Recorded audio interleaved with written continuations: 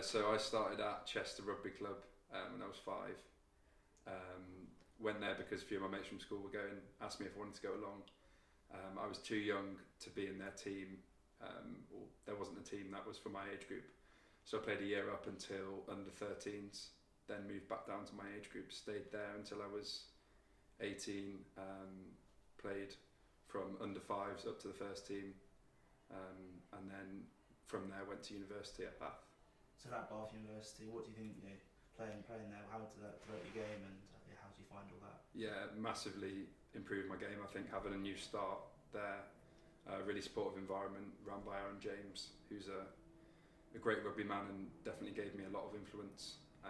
So I started in the 4th team there, worked my way up in the first semester to the first team.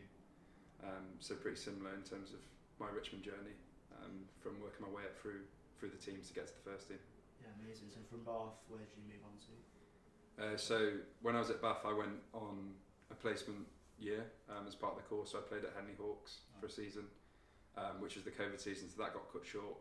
But that was a great experience. So I played in National 2 North for Chester, and that was National 2 South, as it was then, which is split now.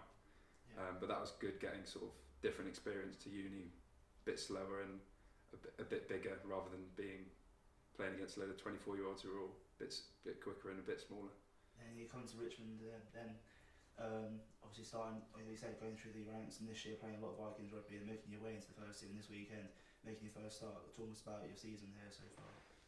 Yeah, so I guess reflect on last season. I missed pre-season because of work commitments last year, so I came in sort of a bit on the back foot really, and had to really earn my spurs, if you like, throughout the club. So I think I played Norman, Saxons, Vikings ones last year, but someone might correct me on that. Predominantly played a lot of Vikings last season, then had a first team cap back end of last season where I unfortunately dislocated my shoulder at Hartpury.